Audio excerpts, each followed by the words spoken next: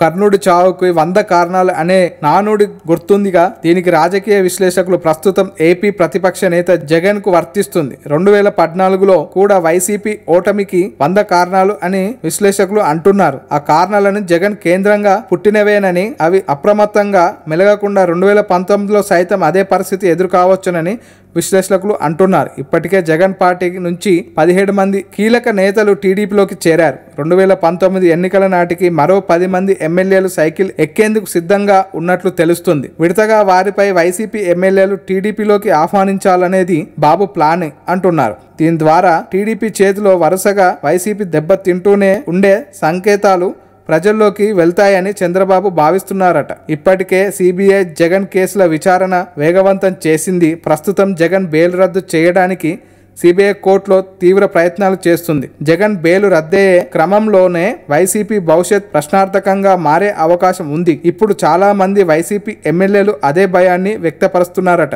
వైసీపీలో ఉంటే తమ భవిష్యత్ కూడా అంధకారంలోకి వెళ్తుందో వీలు చూసుకొని టీడీపీలోకి జంప్ అవ్వాలని దాదాపు 10 మంది ఎమ్మెల్యేలు భావిస్తున్నారంట. దీంతో చంద్రబాబు ఆలోచన ఏ విధంగా ఉందంటే, ఇప్పుడే వైసీపీ ఎమ్మెల్యేలను టీడీపీలోకి ఆహ్వానిస్తే వారిలో కొంతమంది బెట్టు చూపే అవకాశం ఉంది.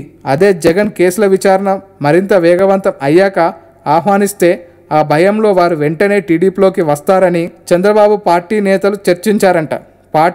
పార్టీ మారాలనుకునే వారందరిలో టీడీపీ నేతలు టచ్లో ఉండాలని పలువురు మంత్రులకు ఎమ్మెల్యేలు సూచించారంట. ఎప్పుడు చేసే ఆరోపణలు మినహా చంద్రబాబుని ఇరుకున పెట్టే ఒక్క అంశాన్ని లేవనెత్తడం కూడా జగన్ విజయవంతం కాలేదనేది భావనపై వైసీపీ నేతల్లో లోలోపల ఉంది. ఓటుకు నోటు కేసులో ఉన్న అది తెలంగాణకు చెందిన అంశం. దీంతో బాబు ఎత్తులకు ఎదుర్కొని 2019లో పార్టీ అధికారంలోకి జగన్ని నిలబెట్టగల అనే అనుమానాలు సొంత పార్టీ నేతల్లో ఉన్నట్లు తెలుస్తుంది.